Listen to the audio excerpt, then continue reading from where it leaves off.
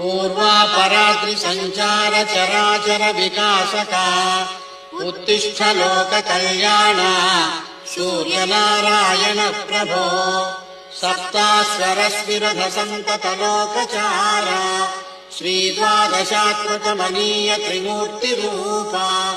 सन्ध्यात्रयार्चित वरेण्य दिवाकरेश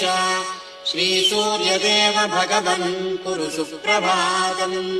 अज्ञानगाढतमसः पटलम् विदार्य ज्ञानातपेन परिपोषयसीह लोकम् आरोग्यभाग्यमपि सम्प्रददासि भानो श्रीसूर्यदेव भगवन् कुरु सुप्रभातम्